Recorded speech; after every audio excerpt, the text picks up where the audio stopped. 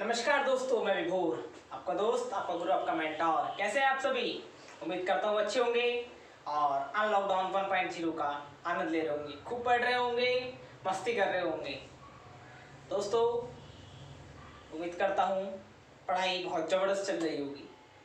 Exam नज़दीक आ रहा है, दिन घटते जा रहे हैं और उसी में हमारी सीरीज चल रही थी इकोनॉमी की, इंडियन इकोनॉमी, जिसमें हम पढ़ रहे थे बैंकिंग चैप्टर। और बैंकिंग चैप्टर में भी दोस्त 7 नंबर का जो चैप्टर हमारा लगभग पूछा जाता है, उसमें हम पढ़ रहे थे आरबीआई। जी हाँ दोस्त, हम पढ़ रहे थे आरबीआई। और आज दिन है बुधवार, तारीख है 24 जून। ठीक है दोस्त, तो क्लास शुरू करते हैं, देखते हैं क्या पढ़ना है आज। तो आज है हमारा क्लास 10th है, हमारी टॉपिक चल रहा था आरबीआई। आरबीआई में भी हम पढ़ रहे थे दोस्त क्रेडिट कंट्रोल। हाँ दोस्त, तो आरबीआई कैसे करता है क्रेडिट कंट्रोल, ये जानेंगे आपके साथ आज। कुछ हमने कल जाना था, एक बार क्विक रिकैप कर लेते हैं, रिवीजन जरूरी है। चलिए दोस्त, तो मैं इसे मिटा देता हूँ। इतने दोस्त यार फटाफट लाइक कर दीजिए, वीडियो को शेयर कर दीजिए, मैक्सिमम शेयर कीजिए आप लोग और लाइक कीजिए यार वीडियो को। लाइक तो बनता ही है यार, लाइक कीजिए इतने। दोस्त, कल हमने पढ़ा था कि आरबीआई कैसे कंट्रोल करता है क्रेडिट को, हमारी महंगाई को कैसे कंट्रोल करता है। तो हमने तीन टर्म जानी थी कल। पहले तो मैं बता दूं, हम पढ़ रहे थे 2 तरीके से। एक था क्वांटिटेटिव, एक क्वांटिटेटिव मेथड था, क्वांटिटेटिव मेथड, और एक था क्वालिटेटिव।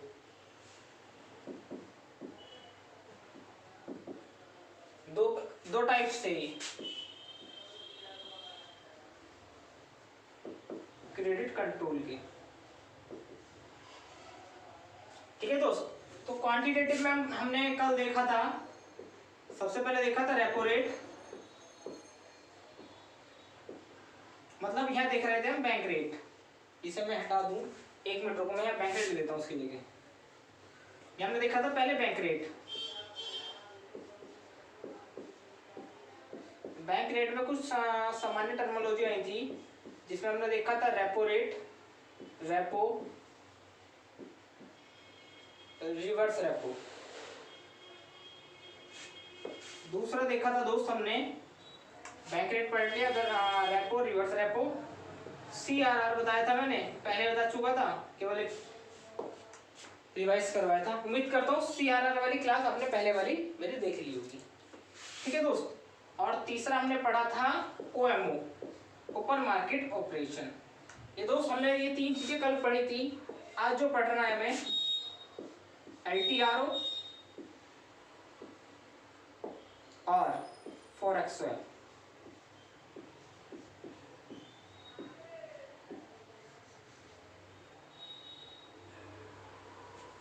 ठीक है दोस्त, ये 2 चीजें और पढ़नी है। उसमें कल हमारा बैंक रेट और रह गया था, तो मैं उसे बताता हूँ आज के। बैंक रेट क्या है, कुछ नहीं है बैंक रेट। उससे पहले एक बार रेपो, रिवर्स रेपो, इसका क्विक रिवीजन कर लेते हैं। रेपो, बैंक गया आरबीआई के पास, हमारे वर्मा जी एसबीआई वाले जाते हैं आरबीआई के पास कि आरबीआई भाई मैं पैसा दे दो। आरबीआई कहता है ठीक है कि आप आओ 14 से 28 दिन के बीच के उधार के लिए आप मेरे पास आओ, तो मैं आपको उधार दूंगा। ठीक है, उसके बदले आरबीआई क्या लेता है, बैंक से लेता है गवर्नमेंट सिक्योरिटीज, सरकारी प्रतिभूतियां गारंटी पर लेता है, और एक अनुबंध करता है, उससे एग्रीमेंट करता है कि 14 से 28 दिन के बीच में जब आप अपना पैसा वापस लौटाने आओगे मुझे, तो अपनी गवर्नमेंट सिक्योरिटीज आपको वापस खरीदनी पड़ेगी। उसके बदले आप मुझे एक ब्याज दोगे, जो ब्याज कहलाएगा रेपो, और जिस दर पे होगा ये हो गया मेरा रेपो रेट। ठीक है दोस्त, इतनी बात उम्मीद करता हूँ समझ में आ गई होगी। अगला रिवर्स रेपो, जब आरबीआई बैंकों से पैसा उधार ले, शर्तें वही थी जो रेपो वाली हैं, और जो आरबीआई जो बैंकों को जो भी उसके ऊपर ब्याज देगा वो रिवर्स रेपो। सीआरआर, एक निश्चित अनुपात, जो उसकी कुल जमा है उसका निश्चित अनुपात जब बैंक आरबीआई के पास जमा करता है, वो हो गई हमारी सीआरआर। ऑपरेशन मार्केट, ये क्या था, open market operation, OMO. OMO में ये था दोस्त कि आरबीआई कहता है कि भाई जो मेरे सरकारी बॉन्ड्स हैं या सरकारी प्रतिभूतियां हैं वो मैं किसी को भी बेचूंगा। जब आरबीआई ओपन मार्केट्स के अपने प्रतिभूतियां खुद ना रखकर, मतलब सीधे बैंक को ना देखकर मार्केट में बेचता है, जाकर ओपन मार्केट में, भाई कोई भी आओ ले जाओ, सबके लिए खुला है बाजार, वो होता है ओपन मार्केट ऑपरेशन में। ये 3 चीजें हमने दोस्त कर ली थी कल, उम्मीद करता हूँ आपको याद भी आ गई होंगी।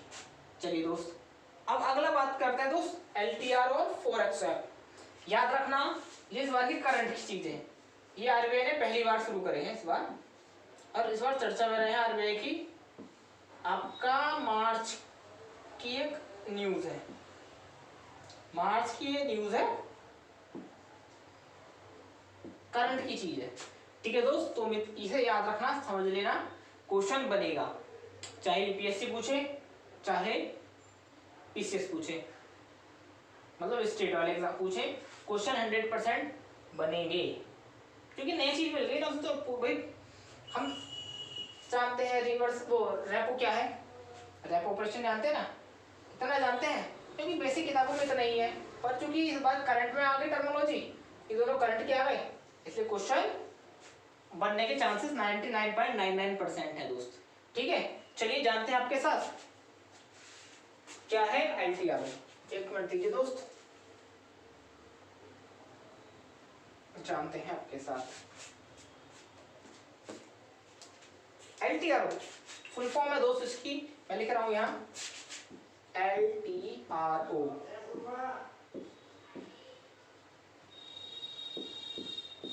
Long term repo operation.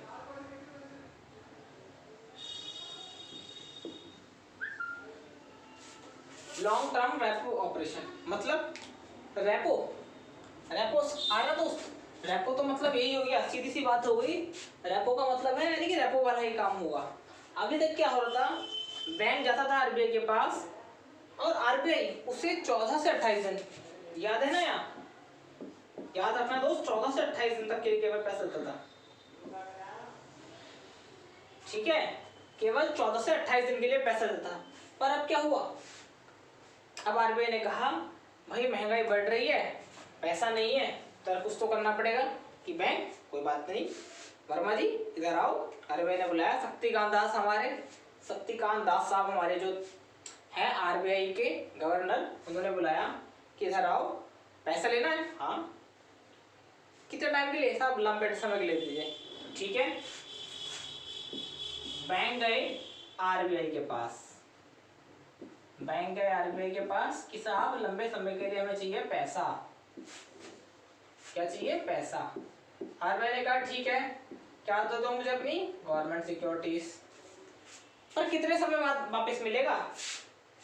तो उसने कहा साहब, आरबीआई कहता है कि बात तुम्हारी सुनेंगे हम 1 से 3 साल तक के लिए, यानी कि कम ब्याज दर पर आरबीआई जब बैंकों को लंबी अवधि के लिए उधार देने लगा, आरबीआई ने बैंकों को लंबी अवधि की उधार देने के लिए जो कार्य किया, जो ऑपरेशन चलाया, उसे नाम दिया एलटीआरओ। मतलब अब पहले क्या था, केवल 14 से 28 दिन था, अब आप 1 साल से लेकर 3 साल तक के लिए लोन ले सकते हैं। और इसके लिए दोस्त जारी किया है इस बार आरबीआई ने, याद रखना 1 लाख करोड़ रुपया हमारा जारी किया है आरबीआई ने एलटीआरओ के लिए, ठीक है दोस्त। ये वाली बात याद रखना कि आरबीआई ने लॉन्ग टर्म, लंबे समय की अवधि की उधार देने के लिए, आरबीआई ने लंबे समय की अवधि के उधार देने के लिए बैंकों को एक नया सर्कुलर जारी किया जिसे नाम दिया एलटीआरओ, लॉन्ग टर्म रेपो ऑपरेशन, जिसके लिए 1 लाख करोड़ रुपए आरबीआई ने जारी किए कि बैंक आओ, अपनी गवर्नमेंट सिक्योरिटीज या बॉन्ड हमारे पास रखो और 1 से 3 साल के लिए आप हमसे पैसा उधार ले जाओ, उसके बाद पैसा हमें वापस दे देना और अपनी गवर्नमेंट सिक्योरिटीज वापस ले लेना, उस पर जो ब्याज दोगे वही हमारी रेपो कहलाएगी, ठीक है दोस्त। उम्मीद करता हूँ इतनी बात आपको समझ में आ गई होगी। अच्छा, इसमें एक चीज और रह गई यार, हाँ SLR भी तो रह गई भी, SLR रह गई। चलो ठीक है, कुछ और भी रह गया वो भी देखते हैं, अगर कुछ और भी रह गया होगा तो मैं एक बार देख लेता हूँ।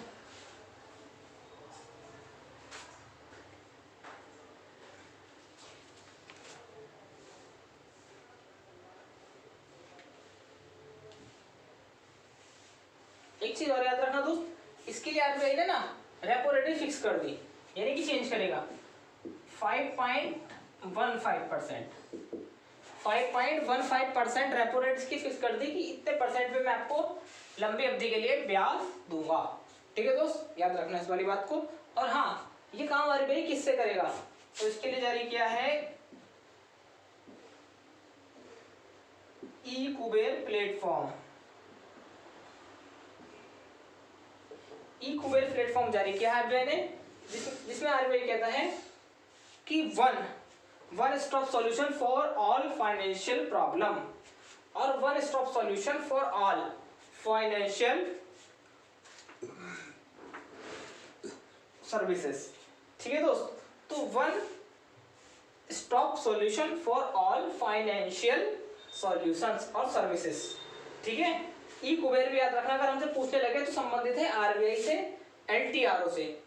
अगर क्वेश्चन वहां बने, आज एक बार ध्यान से सुनेंगे सभी, अगर क्वेश्चन बने हाल में ही समाचारों में चर्चा में रहे एलटीआरओ सब के संबंधित में निम्नलिखित कथनों पर विचार कीजिए। नंबर 1, इसके लिए आरबीआई द्वारा बैंकों को लंबी अवधि के लिए उधार दिया जाएगा, जिसकी अवधि 1 से 3 साल के बीच में होगी। ठीक है साहब, बिल्कुल सही है। इसके लिए आरबीआई ने 1 लाख करोड़ रुपया जारी किया, ये बात बिल्कुल सही है। इसकी ब्याज दर घटती बढ़ती रहेगी, बिल्कुल नहीं, फिक्स है 5.15। ये सभी कार्य ई कुबेर प्लेटफॉर्म के माध्यम से होंगे, बिल्कुल सही है। ठीक है दोस्त, 4 कथन बताए, पहला दूसरा चौथा हमारा सही है। ठीक है, याद रखना इस बात को। उम्मीद करता हूँ आपको बात समझ में आ गई होगी। अगला है दोस्त forex swap. Forex swap terminology ये भी नहीं है तो पूछ सकता है। एलटीआर उम्मीद करता हूँ समझ में आ गया होगा, और समझ में आ गया हो तो यार फटाफट एक लाइक ठोको फटाफट वीडियो पर, जल्दी से। फोरेक्स स्वैप, चलिए दोस्त, तो फोरेक्स स्वैप क्या है? देखो दोस्त, आपको याद होगा फॉरेक्स क्या है? विदेशी रिजर्व, है ना, याद है? विदेशी मुद्रा भंडार, शुरुआती क्लास में पढ़ाया था मैंने, याद होगा उम्मीद करता हूँ। तो फॉरेक्स स्वैप के आरबीआई क्या करता है भाई, कोई भी देश हो जिसके पास जितना ज्यादा विदेशी मुद्रा भंडार होगा, उसकी अर्थव्यवस्था उतनी ही मजबूत मानी जाएगी। स्ट्रॉन्ग इकोनॉमी के लिए हमारे पास एक बहुत सारा फॉरेक्स स्वैप होना चाहिए, फॉरेक्स भंडार होना चाहिए। तो आरबीआई क्या करता है भाई, फॉरेक्स स्वैप कहाँ से आता है? कोई हमारा एनआरआई आया, कोई भी विदेशी आया, कोई भी बाहरी कंपनी आई, तो डॉलर लाएगी, यूरो लाएगी, येन लाएगी, या अदर करेंसीज लाएगी। वो आएगी आरबीआई के पास कि आरबीआई भाई ये पैसा लो, हमें उसके बदले अपना गांधी जी वाला नोट दे दो। हमारे क्योंकि गांधी जी का नोट चलता है आरबीआई का, बाकी तो नहीं चलता ना। तो वो क्या करेंगे उस समय, पैसा लेंगे और आरबीआई के पास अपने विदेशी मुद्रा भंडार जमा करवा देंगे। जब जाएंगे वापस तो वो ले लेंगे वापस आरबीआई से, और आरबीआई को गांधी जी दे देंगे। ठीक है, इतनी बात तो हमें समझ में आ गई उम्मीद करता हूँ। अब करते क्या है इसमें, ये देखिएगा दोस्त, क्या करता है आरबीआई। आरबीआई यहाँ क्या करेगा,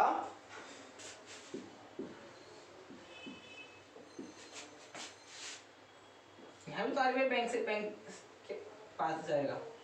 जब आरबीआई को लगे कि भाई अब पैसा कम हो गया है उसके पास, फॉरेक्स स्वैप कम हो रहे हैं, या मुद्रा बढ़ रही है, या महंगाई बढ़ रही है, कंट्रोल करना है, लोगों के पास पैसा ज्यादा आ गया, तरलता ज्यादा आ गई, तो उसे कंट्रोल करो, खींचो। या बैंकों के पास यार ज्यादा डॉलर आ गए तो खींचो, कैसे करोगे?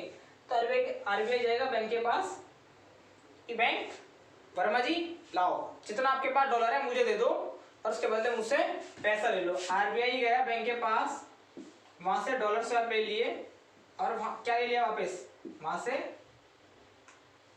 एक मिनट दोस्त, आरबीआई गया वहां से ले लिया, और आरबीआई ने क्या करा, एक मिनट, और आरबीआई ने उन्हें दे दिए रुपए। ठीक है, आरबीआई गया बैंक के पास। अब सर बात यह है कि क्या बैंक के पास भी डॉलर आते होंगे? बिल्कुल सही दोस्त, बैंक के पास भी डॉलर आते हैं। बैंक डिपॉजिट नहीं करता एनआरए की, एनआरए की डिपॉजिट्स करता है बैंक, तो बैंक के पास भी डॉलर्स आते हैं। तो आरबीआई क्या करता है, जब आरबीआई बैंकों से या कहीं से भी अपने जो डॉलर हैं उनकी मात्रा बढ़ाता है, मतलब विदेशी मुद्रा की मात्रा बढ़ाता है, उन्हें कंट्रोल करता है, मार्केट से खींच लेता है और अपने पास रिजर्व कर लेता है, तो वही स्थिति होती है हमारी फॉरेक्स स्वैप। वन लाइनर इतना ही याद रखना है दोनों टर्म्स। फॉरेक्स स्वैप मतलब डॉलर ले लेना।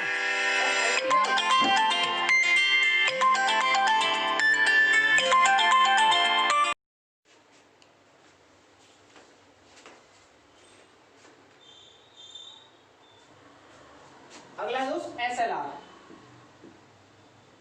एसएलआर क्या है सर?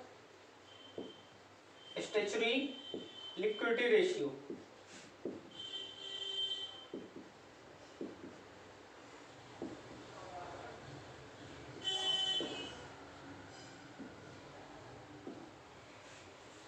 सर ये क्या चीज है?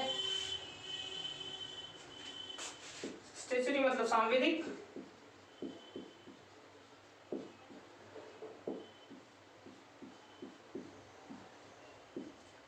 तरलता और अनुपात। मतलब सर थोड़ा सा बताइए क्या है ये? कुछ नहीं है दोस्त, होता क्या है, बैंक में आपसे पैसा जमा करा, आपके बैंक के पास डिपॉजिट्स आई, तो बैंक उस डिपॉजिट्स का क्या करेगा, कुछ परसेंट उसे गवर्नमेंट बॉन्ड्स के रूप में रखना पड़ेगा।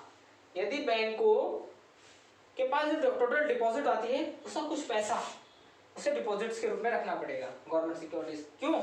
आरबीआई कहता है कि भाई कल को अगर बैंक तुम भाग गए, कल को तुम यार यस बैंक राणा कपूर बन गए, या तुमने यार बार बार नीरव मोदी जैसे आदमियों को पैसा दे दिया, तो कौन जिम्मेदार होगा यार? ये विभोर जैसे लोग जो बेचारे छोटे छोटे लोग हैं, गरीब आदमी हैं, बेचारे अपना कैसे पेट भरेंगे यार, कहाँ से तो डूब जाएंगे। तो इनका पैसा ना डूबे, इसके लिए तुम्हें अपना कुछ पैसा सिक्योरिटी के रूप में जमा करना होगा, गवर्नमेंट सिक्योरिटीज के रूप में। ठीक है दोस्त? तो आरबीआई, तो बैंक क्या करते हैं, अपने टोटल डिपॉजिट्स का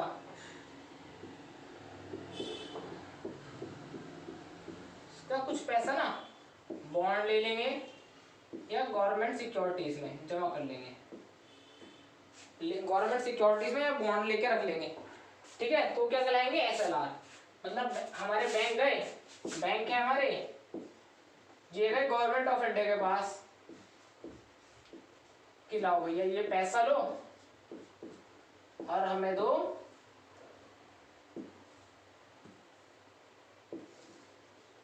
हमें क्या दो, हमें दो साहब अपनी सिक्योरिटीज, ठीक है, या बॉन्ड्स। तो ये जो परसेंटेज है ये सब क्या है, एसएलआर। ठीक है दोस्त? अब सर इससे कैसे होगा दोस्त? इससे ऐसे होगा, मान लीजिए आरबीआई ने कहा बैंक से कि बैंक आपके पास आए टोटल 1000 रुपए डिपॉजिट, कल 1000 रुपए आए थे ना, आपके पास आए 1000 रुपए डिपॉजिट, आपको 20% रखना होगा एसएलआर। कितना होगा, 200 रुपए। अब बैंक के पास कुल कितने बचे, 800 तो बचेगा लोन देने के लिए। इस चीज को ऐसे समझेंगे, 2 मिनट ध्यान से सुनिएगा, समझिएगा इस बात को क्या मैं कहना चाह रहा हूँ। ठीक है दोस्त? समझते हैं। बैंक के पास टोटल आए थे कल 1000 रुपए। बैंक क्या करेगा, आरबीआई कहता है कि जितने भी आपके पास डिपॉजिट्स आई हैं, सीआरआर निकाले बिना उसका 20% आप पहले गवर्नमेंट सिक्योरिटीज खरीदिए। ठीक है दोस्त? कितना हो गया पैसा, 1000 रुपए आए थे यार, मैं यहाँ लिख लीजिए, 1000 रुपए आए थे, आप 20% इसकी क्या रखिए, एसएलआर खरीदिए। कितना, यानी कि 200 रुपए, कितने रह गए, 800 रुपए। 10% इसका सीआरआर निकाल दो, 80 रुपए। कितना रह गया बैंक के पास, बैंक के पास रह गया 720 रुपए। अब बैंक के पास कुल 720 रुपए रहेगा उधार देने के लिए। 10% यहाँ निकलवा लिया RBI ने, 20% यहाँ निकलवा लिया।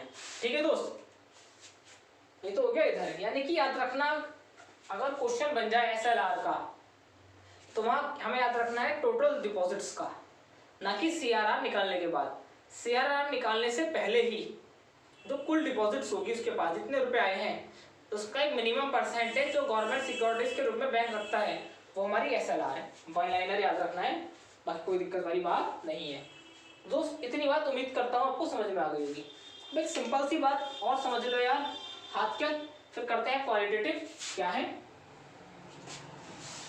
वैसे मैं डाल रहा हूँ, उम्मीद करता हूँ यार आपको ये वाली बात समझ में आ गई होगी। और किसी को दोस्त अगर नहीं समझ में आई ना तो यार मुझे एक बार कमेंट में बता देना, मैं उसे फिर एक बार कल समझा दूंगा आपको।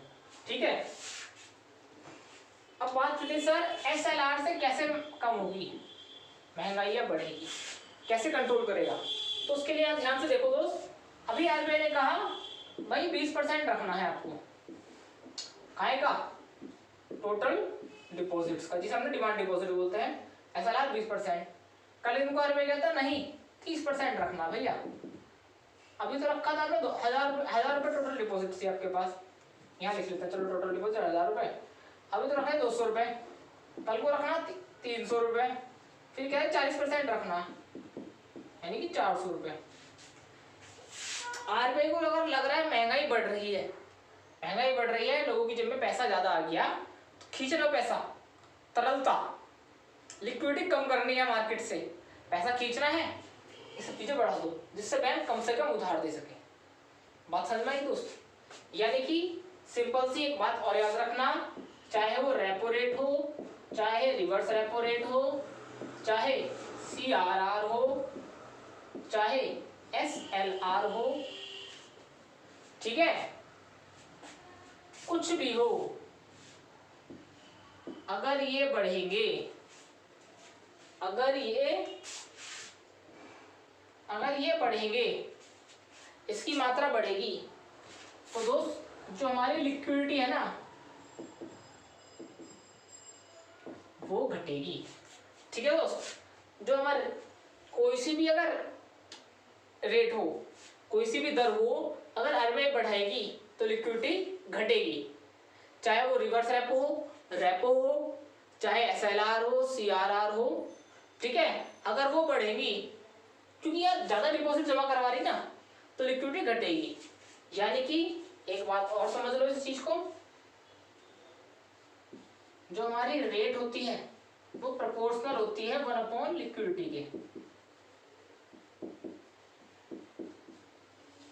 ठीक है दोस्त, जो हमारा रेट होता है वो लिक्विडिटी के प्रोपोर्शनल होता है, यानी कि लिक्विडिटी मतलब तरलता। इसे ऐसे भी समझ सकते हैं, मैं इसे बराबर में डाल दूं यार, इसके समझ लेना, मतलब इसके यानी कि उधार देने की क्षमता, बैंक की उधार देने की क्षमता। यानी कि दोस्त अगर RBI ब्याज दर बढ़ाएगी, दरें बढ़ाएगी, तो बैंक की उधार देने की क्षमता कम होती चली जाएगी। ठीक है, ये बात बिल्कुल याद रख लेना। क्वेश्चन बनता है, आता है, अगर लाइनर क्वेश्चन आएगा स्टेटमेंट में कि हाल ही के दिनों में बैंक ने रेपो रेट कम कर दी, तो उससे क्या प्रभाव पड़ेगा अर्थव्यवस्था पर। प्रभाव क्या पड़ेगा, बैंक की उधार देने की क्षमता बढ़ जाएगी, क्योंकि दर घटा दी, अब बैंक ज्यादा उधार दे सकेंगे। ऑप्शन आएंगे हमारे पास क्या वहां, कि बैंक उधार कम दे सकता है, बैंक उधार ज्यादा दे सकता है। ठीक है ना, बैंक उधार ज्यादा दे सकता है, बैंक उधार कम दे सकता है, कोई प्रभाव नहीं पड़ेगा इनमें से कोई नहीं, तो बैंक की उधार देने की क्षमता बढ़ जाएगी। याद रखना दोस्त इस वाली बात को बहुत अच्छी तरह से, बहुत अच्छी तरह से। ठीक है दोस्त, उम्मीद करता हूँ आप सभी को ये सब चीजें समझ में आ गई होंगी। अगर समझ में आ गई तो यार फटाफट लाइक शेयर करना बिल्कुल ना भूलें यार, वीडियो को लाइक कीजिए, शेयर कीजिए फटाफट। ठीक है दोस्त, चलिए अब मैं अगला पढ़ाता हूँ दोस्त। आज हम करते हैं क्वालिटेटिव भी, यार निपटाते हैं उसे भी फटाफट। मैं चाह रहा हूँ यार आज कल हर हाल में ना RBI का बेड़ा पार कर दिया जाए, RBI को खत्म कर दिया जाए यार। बहुत दिन हो गए RBI पढ़ते पढ़ते, फिर क्योंकि यार बैंकिंग चैप्टर बहुत लंबा हो गया है, 10 क्लास हो गई है इस पे, कोई पर यार काम का चीज है। अभी पढ़ रहे हैं बैंक, क्वेश्चन पूछे हैं कोऑपरेटिव बैंक्स। इस बार क्वेश्चन बनेगा कोऑपरेटिव बैंक से, जो कि संशोधन कर दिया सरकार ने। क्वालिटेटिव, अगला है हमारा क्वालिटेटिव। सर क्वांटिटेटिव करवा दिया, बता दीजिए क्या क्या है इसमें, क्या क्या काम करेगा दोस्त इसमें। सबसे पहले तो है rationing of credit, rationing of credit. Number 2, rationing of credit हो गया। नंबर 2 करेगा आपका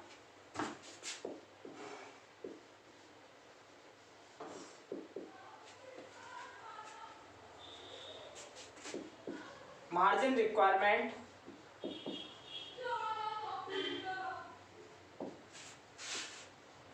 फिर करेगा ना, अरे एक minute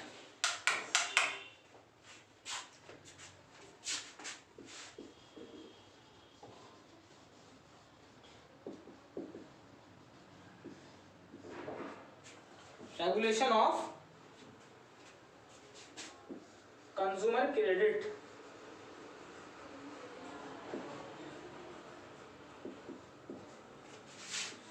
number 4 rationing of margin requirement हो गया, रेगुलेशन ऑफ कंज्यूमर क्रेडिट हो गया। नंबर 4 है दोस्त हमारा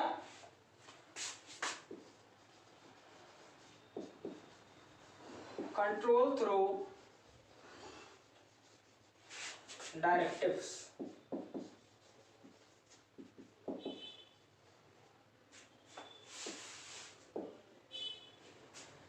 डायरेक्टिव्स देगा उन्हें। फिर नंबर 6 करेगा पब्लिसिटी, रिपोर्ट्स की पब्लिसिटी करेगा, पब्लिसिटी करेगा, ठीक है ना। फिर मॉरल सुएशन करेगा, ठीक है दोस्त। और फिर डायरेक्ट एक्शन भी कर सकता है।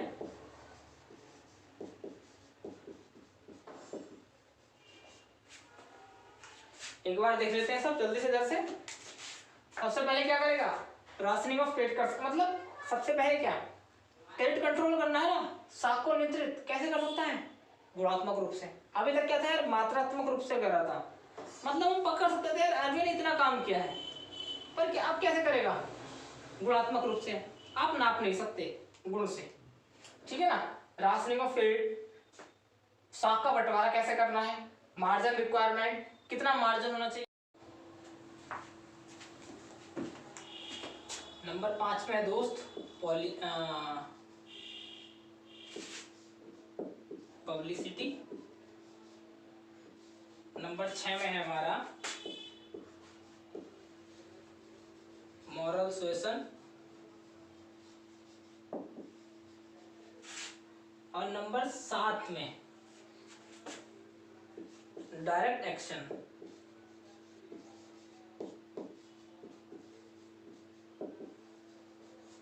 ठीक है दोस्त, ये हमारे rationing of credit, margin requirement, regulation of consumer credit, control through directives, publicity, moral suasion और डायरेक्ट एक्शन। ठीक है, चलिए जानते हैं आपके साथ एक एक कर कर क्या क्या चीजें हैं। तो एक बार देख लेते हैं राशनिंग ऑफ क्रेडिट। आप बोलेंगे सभी राशनिंग ऑफ क्रेडिट, ठीक है। दूसरा है मार्जिन रिक्वायरमेंट, ठीक है। तीसरा है रेगुलेशन ऑफ कंज्यूमर क्रेडिट, ठीक है। अगला है control through directives, publicity, moral suasion और डायरेक्ट एक्शन। चलिएगा, पहला है राशनिंग ऑफ क्रेडिट, मतलब क्या है, साख का बंटवारा।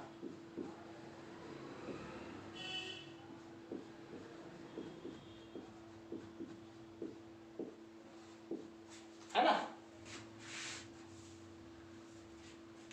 साख का बंटवारा करना है। कैसे करेंगे दोस्त, जानिए, आप जानते हैं। चलिए, इसमें क्या करेगा, क्वालिटेटिव, बताइए आपको मात्रात्मक रूप से कम करना है, ठीक है ना। तो उसमें हम कैसे करेंगे, आरबीआई क्या करेगा जानते हैं आपके साथ अभी, अगले ही कुछ ही देर में सब चीजें।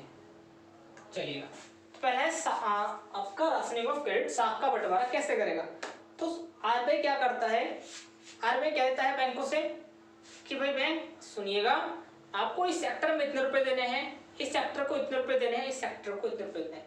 यानी कि वो बांटता है पैसे को बांटता है, फिक्स कर देता है। यानी कि जो ग्रांट्स हैं, जो उसे अनुदान देने हैं या लोन देने हैं, जो ग्रांट्स हैं या लोन है, आरबीआई से क्या करता है, फिक्स कर देता है। आरबीआई क्या करेगा, उसे फिक्स कर देगा कि भैया इतना आपको ग्रांट्स देनी है, इतना लोन चुकाना है। ठीक है ना, उम्मीद करता हूँ बात समझ में आ रही होगी। साख का बंटवारा और साख को बांट देगा, क्या इतना पैसा यहाँ देना है, इतना पैसा आपको यहाँ देना है, फिक्स कर दिया अमाउंट। तो जब आरबीआई ग्रांट्स को, लोन को फिक्स कर दे, अब प्रत्येक वाणिज्यिक बैंक के लिए वो क्या गाइडलाइन जारी कर देता है कि आपको इस सरकारी बैंक को, आपको इस सेक्टर को इतना पैसा देना ही देना है, नहीं दोगे तो क्या होगा, नहीं कार्रवाई होगी। और क्या होगा यार, साथ में ही इनकी वो अपर लिमिट और लोअर लिमिट भी तय कर देता है। मतलब ये नहीं कि यार तुम्हारा मन कर रहा, तुमने उससे कमीशन ज्यादा खा लिया, अक्सर होता है यार, मतलब बता रहा हूँ, समझाने की बात है कि तुमने यार ज्यादा मार्जिन मिल रहा उससे, सही है ना, तुमने उस सेक्टर को पैसा ज्यादा बांट दिया और सेक्टर को कम दे दिया कि यार एमएसएमई को तुमने पैसा दिया ही नहीं बिल्कुल भी, और बड़े उद्योगपति नीरव मोदी जैसे लोग आए, तुमने उसे पैसा ज्यादा दे दिया। तो ऐसा काम नहीं करना कि इस सेक्टर को मैक्सिमम और मिनिमम लिमिट भी, मैक्सिमम मिनिमम लिमिट भी यहाँ आरबीआई बांध देता है। ठीक है दोस्त, याद रखना इस बात को। चलिए अगला है मार्जिन रिक्वायरमेंट। मार्जिन रिक्वायरमेंट क्या करता है तो ध्यान से सुनेंगे, ज्यादा कुछ नहीं करना है मार्जिन रिक्वायरमेंट में। आरबीआई ज्यादा कुछ नहीं करता, मैं इधर ही हो जाता हूँ यार, वहाँ फिर बोर्ड पे थोड़ा सा, और यहाँ आपको लाइट की समस्या आ रही है। चलिए एक मिनट, कोई बात नहीं, मैं इधर आ जाता हूँ, लिखा हुआ इधर है ना, लिखा मार्जिन रिक्वायरमेंट। इसमें क्या करेगा दोस्त आरबीआई, इसमें कुछ नहीं करता। अब आप मेरी बात ध्यान से सुनिएगा दोस्त। मैं गया बैंक में, मैं जाता हूँ बैंक में, मुझे बैंक से लोन, ठीक है, मैं गया बैंक के पास कि बैंक मुझे भाई 1 लाख रुपए का लोन चाहिए। ठीक है, मिल जाएगा। भाई कुछ है गिरवी रखने के लिए, हाँ मैंने, मेरे पास ये अंगूठी है, मेरे पास ये अंगूठी है, सोने की अंगूठी है। अच्छा, अच्छी बात है। कितने रुपए की है? सोने की अंगूठी है। मैंने ये अंगूठी की कीमत 2 लाख रुपए की है। कितनी है? 2 लाख रुपए की। बैंक ने यार क्या, वर्मा जी थे हमारे, वर्मा जी ने पूरी नाप तोल करवाई यार, 2 लाख रुपए की अंगूठी थी। मैंने कहा ठीक है विभोर, ये आपकी अंगूठी 2 लाख रुपए की हुई, मैं आपको, आपने मुझे 2 लाख रुपए का अंगूठी दी, सामान दिया, पर मैं आपको केवल देंगे हम 1 लाख रुपया। ये हमारी वस्तु हो गई, और लोन कितना मिला मुझे? केवल 1 लाख रुपए। अंतर कितना है यार? 50%। 50% का मार्जिन हो गया। ये जो अमाउंट रखा ना बैंक ने, यही है मार्जिन रिक्वायरमेंट, यही मार्जिन है। ये क्या है? मार्जिन है। ठीक है ना, जो अमाउंट बैंक रखता है। दूसरा, हम जब भी बैंक से लोन लेने जाते हैं तो यार बैंक, हमने 1 लाख का लोन अप्लाई किया तो बैंक हमें 1 लाख रुपए नहीं देता, कुछ परसेंट बैंक रख लेता है, चाहे वो उसकी प्रोसेसिंग फीस के नाम पर और विभिन्न फाइलों के खर्चों के नाम पर। बैंक जो पैसा हमसे रख लेता है वो पैसा ही हमारे क्या कहलाता है। मान लीजिए मैंने 1 लाख रुपए लिया बैंक से, बैंक ने मुझे दिया 80,000 रुपए, तो जो 20% पैसा रख लिया, ये क्या है? यही मार्जिन है। ठीक है ना, जब बैंक से लोन लेते हैं तो बैंक उस लोन का कुछ परसेंट अपने पास रख लेता है, वो ही जो बैंक अपने पास रखता है वो मार्जिन होता है। अब सर ये बता दीजिए कैसे इससे लिक्विड, दोस्त यार यहाँ 50% पैसा रख लिया, 50% ब्लॉक हो गया ना पैसा, यहाँ 20% रख लिया, 80,000 तो मिले यार 1 लाख के, कहाँ से 90-95 मिलते, तो मेरे पास पैसा और ज्यादा होता। आरबीआई क्या करेगा? बैंकों से कहेगा कि भाई मार्जिन आज से बढ़ गया, आज से आपको 30% रखना है, तो 1 लाख के मुझे केवल 70,000 मिलेंगे। ठीक है, मेरे पास कम पैसा आएगा, मैं कम डिमांड करूंगा, चीजें कम महंगी होगी, महंगाई कंट्रोल में हो जाएगी। ठीक है दोस्त, इतनी बात उम्मीद करता हूँ आपको समझ में आ गई होगी। अगला है रेगुलेशन ऑफ कंज्यूमर क्रेडिट, मतलब साख का नियंत्रण। जो ग्राहक की साख है ना, उसका नियंत्रण कैसे करेगी आरबीआई, उसके लिए जानते हैं आपके साथ क्या करेगी इसमें आरबीआई। दोस्त हुआ क्या, मुझे सेटअप लगाना था यार, मेरा जो बोर्ड है, मैं सोचा यार क्यों ना इस बोर्ड की जगह एक डिजिटल बोर्ड लगाया जाए। इस सादा बोर्ड हटाया जाए, डिजिटल बोर्ड लगाया जाए। मैं जाता हूँ बैंक के पास कि भाई बैंक मुझे यार पेमेंट दे दो, पैसा दे दो। कितना पैसा चाहिए? मैंने भाई 2 लाख रुपया मुझे दे दो, मुझे अपना सेटअप करना है, यहाँ डिजिटल बोर्ड लगाऊंगा जिससे मैं आरबीआई की रिपोर्ट्स वगैरह भी आराम से अपने साथियों को पढ़ा सकूँ, दिखा सकूँ यार कि जो पढ़ा रहा हूँ वो गलत नहीं है, वो सही है, उन्हें विश्वास हो सके जब मैं हाथ के दोनों साइड पर जाकर दिखा सकूँ। अच्छा क्या ये बात तो सही है यार, भला कर रहे हो तुम तो बहुत काम की बात है यार, इससे बच्चों का भला होगा, विश्वास बढ़ेगा और उन्हें सही शिक्षा, गुणवत्तापूर्ण शिक्षा आसानी से उपलब्ध हो सकेगी। मैं बिल्कुल भाई सही बात सोची बैंक ने।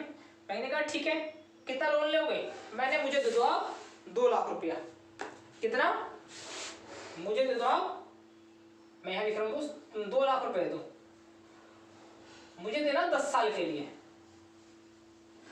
यार इंस्टॉलमेंट बना दो, 2 लाख रुपए दे दो, इंस्टॉलमेंट में दे दो।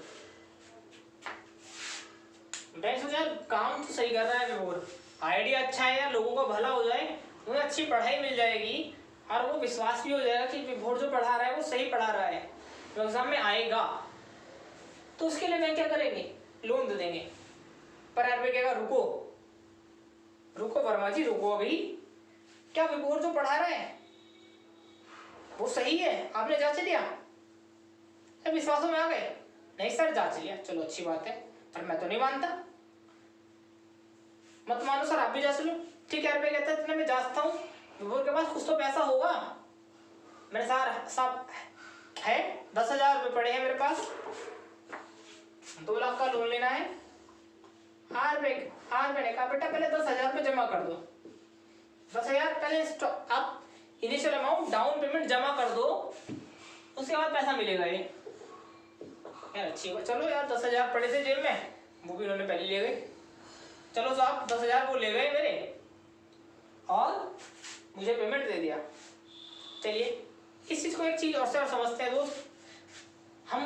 हमें कार लेनी थी, हम बैंक गए कि हमें बैंक वालों से बोला कि हमें कार लोन चाहिए। उसने कहा ठीक है मिल जाएगा, आपको एक डाउन पेमेंट हमें जमा करना होगा। अक्सर हम कुछ भी ईएमआई लेने जाते हैं तो हमसे डाउन पेमेंट ले जाता है ना, तो डाउन पेमेंट वो कौन तय करता है? वो निर्धारित करता है आरबीआई या बैंक। उस डाउन पेमेंट को आरबीआई निर्धारित करेगा कि आपको इतना डाउन, इस अमाउंट के लोन पर इतनी ईएमआई के लिए आपको एक डाउन पेमेंट जमा करना पड़ेगा। अब क्या हुआ, हमें चाहिए था, हमने कहा वैसे भाई 10 साल के लिए हमें दे दो अमाउंट। अब आरबीआई क्या बोला? नहीं, रुपए लगेंगे 50,000 रुपए और ईयर लगेंगे 5 साल में चुकाना पड़ेगा। 50,000 रुपए दो, 5 साल में चुकाना पड़ेगा। क्या मैं लोन लूंगा? यार मेरे पास तो नहीं है यार 10,000, यार पता कैसे कैसे करके मैंने उधार मांग के आरबीआई को पैसा दिया। अब आरबीआई 50,000 लाओ। भैया मुझे नहीं लगाना डिजिटल बोर्ड, मेरा सादा बोर्ड सही है, मैं इसमें पढ़ा लूंगा। मेरे बच्चों को विश्वास है, जो मेरे दोस्त पढ़ रहे हैं उन्हें विश्वास है कि बोर्ड सर जो पढ़ा रहे हैं वो सही पढ़ा रहे हैं, वो एग्जाम में फायदा करेगा। तो आरबीआई तुम अपना पैसा अपने पास रखो, ठीक है? तो मैं क्यों लूंगा? मैं पैसा नहीं लूंगा। अगर आरबीआई मुझे इस शर्त पर पैसा दे देता तो पैसा आता, मेरे जेब में पैसा आता, लिक्विडिटी होती, मैं मार्केट जाता, मैं डिमांड करता डिजिटल बोर्ड की।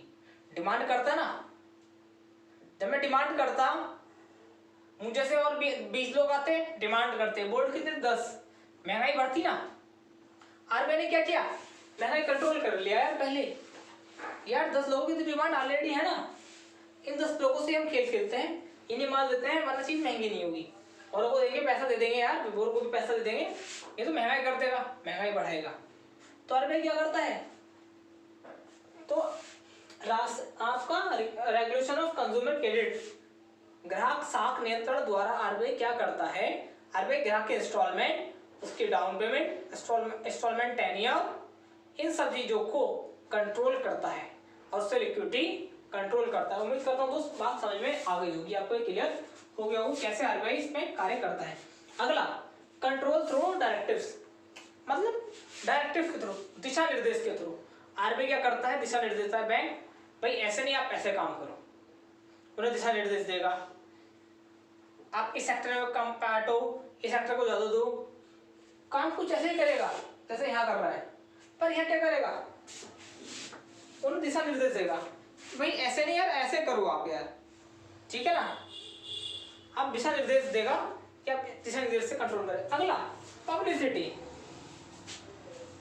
यहाँ क्या करेगा दोस्त समझना, पब्लिसिटी बारे में क्या करता है, पब्लिसिटी मतलब प्रचार नहीं, विभिन्न रिपोर्ट जारी करता है। आपको याद होगा जब दिन आरबीआई की पहली क्लास थी मैंने बताया था कि आरबीआई क्या करेगा, आरबीआई हर मंथ में, 6 महीने में और 15 में अपनी विभिन्न रिपोर्टें जारी करता है। आरबीआई रिपोर्ट जारी करता है कि भाई आजकल ना ये वाणिज्यिक बैंक जो है ये यार सेक्टर को लोन नहीं बांट रहे हैं। अच्छा प्राइवेट बैंक यहाँ लोन नहीं बांट रहे, ज्यादा बांट रहे हैं, यहाँ कम बांट रहे हैं। तो रिपोर्टों से डराता है आरबीआई, विभिन्न रिपोर्टें जारी करेगा, बैंक को डराएगा कि भाई तुम अच्छा तुम यार वही भेज रहे हैं, यार नोटिस भेज देगा कि भाई एसबीआई या ऐसे करेगा, एसबीआई इतना बढ़िया लोन बांट रहा है, पीएनबी कम, पीएनबी भाई तुम क्यों पीछे हो रहे हो, तुम बढ़ो। तो विभिन्न रिपोर्टों के माध्यम से वो सरकारी बैंकों पर दबाव बनाता है कि वो ज्यादा से ज्यादा लोन बांटें और यह लोन कम से कम बांटें। तो इससे भी आरबीआई हमारी लिक्विडिटी कंट्रोल करता है। अगला है दोस्त मोरल सुएसन, नैतिकता। यहाँ आरबीआई नैतिकता का पाठ पढ़ाता है। अरे भाई आपका नैतिक कर्तव्य है यार, देश में गरीबी बढ़ रही है यार, किसान बेचारे भूख से मर रहे हैं, लोन दो यार, खूब लोन दो, खूब पैसा बांटो, ठीक है, नैतिकता का पाठ सिखाएगा आरबीआई। ठीक है, अगला है डायरेक्शन। सुनो भाई वर्मा जी और सुनो शर्मा जी, सुनो विश्नोई साहब और सुनो मैथ्यू साहब, सुनो चड्डा साहब, सुनो पहले ध्यान से सुनो, आगे काम करना बाद में। अगर लोन नहीं दिया ना, मेरे दिशा निर्देश नहीं माने तो एक्शन ले लूंगा, कार्रवाई कर दूंगा, सही है। जैसे पीएमसी पे किया था बैंक आरबीआई ने, याद है दोस्त, पंजाब महाराष्ट्र बैंक पर आरबीआई ने ऐसी कार्रवाई की और उसके सारे अधिकार अपने पास रख लिए। अगर बैंक नहीं सुनता आरबीआई की, क्योंकि आपको याद है आप बैंक आरबीआई रेगुलेटर भी है बैंकों का, तो सारे उन्होंने क्या क्या अपने पास रख लिए, सारे अधिकार अपने पास रख लिए, तो बैंक केवल दिशा निर्देश जारी नहीं करता, उन पर डायरेक्ट एक्शन भी ले सकता है, ठीक है ना, और उन्हें बता सकता है ऐसे लोन बांटना है और ऐसे लोन नहीं बांटना, ठीक है। तो बैंक के खिलाफ कार्यवाही कर सकता है और बैंकों के दिशा निर्देशों को मानने के लिए बाध्य भी कर सकता है, और यदि उनके दिशा निर्देश पालन नहीं होते तो बैंक उनके अधिकार सीज कर देता है, ठीक है दोस्त, उनका लाइसेंस रेस्ट करने की उन्हें धमकी भी देता है, ठीक है। उम्मीद करता हूँ इतनी बात आपको समझ में आ गई होगी, आज गेट कंट्रोल आपको पूरा समझ में आ गया होगा। अगर दोस्त समझ में नहीं आया, कहीं भी कोई पॉइंट आपको ऐसा लगता है कि हमें दोबारा समझना चाहिए, तो आप मुझे वीडियो के कमेंट में बताएंगे, और उम्मीद करूंगा दोस्त कि कल आपका ये पूरा खत्म हो जाए आरबीआई। एक बहुत काम कीजिए, कल फिर एक नया क्वेश्चन आपको मिलेगा एग्जाम के लिए। दोस्त यार 29 क्वेश्चन पूछ रही है तो ऐसा ना पूछ रही है यार, 29 क्वेश्चन बहुत होते हैं, ठीक है दोस्त, 29 क्वेश्चन बहुत होते हैं। तो कल 1994 से लेकर 2020 तक की एक नई कहानी, क्या रहा दरों का सिस्टम, कैसे मिलता है हमें बैंक से लोन, किस आधार पर अगर हम बैंक से लोन लेना है तो क्या कहेंगे हम बैंक वाले से, जब हमें पट्टी पढ़ाएगा ना उससे कहेंगे भाई ऐसे नहीं ऐसे लोन दो, इस दर पर लोन दो, यार इतनी दर बढ़ रही है तो मेरी दर तुमने इतनी कम क्यों कर रखी है, ये सब चीजें जानेंगे आपके साथ कल, ठीक है दोस्त। तो आज के लिए इतना ही, आज अपनी क्लास यही रैप अप करते हैं। साथ में ही दोस्त अगर वीडियो को पसंद आई है तो यार एक प्यारा सा कमेंट कीजिए यार, कमेंट करो, जिससे यार मुझे भी कॉन्फिडेंस बढ़ता है और मैं आगे भी ऐसे प्यारे प्यारे आपके संग क्लासेस लाता रहूं। साथ ही दोस्त शायद कल से ही आपकी क्लासेस शुरू हो जाएंगी, क्लासेस आपको इंडेक्स की मिलनी शुरू हो जाएगी, ठीक है। उम्मीद करता हूँ वहाँ भी आपका ऐसे ही प्यार मिलेगा और आप वो भी आगे ऐसे ही बढ़ाएंगे, लोगों तक शेयर करते रहेंगे। तो आपको वीडियो को ज़्यादा से ज़्यादा शेयर करना है और हमारे मनोबल को बढ़ाना है, ठीक है दोस्त। वीडियो को लाइक करना, कमेंट करना और शेयर करना ना भूलें। साथ ही जो दोस्त आज इस वीडियो को पहली बार देख रहे हैं वो चैनल को सब्सक्राइब अवश्य करें और अपने दोस्तों के साथ इसे साझा करें, जिससे अधिक से अधिक लोगों को इसका फायदा पहुंच सके, ठीक है दोस्त। चलिए इसी के साथ चलता हूँ, दीजिए आज्ञा, खूब पढ़ते रहिए, पढ़ते रहिए, ध्यान रखिए, कोरोना से लड़िए। जय हिंद दोस्त।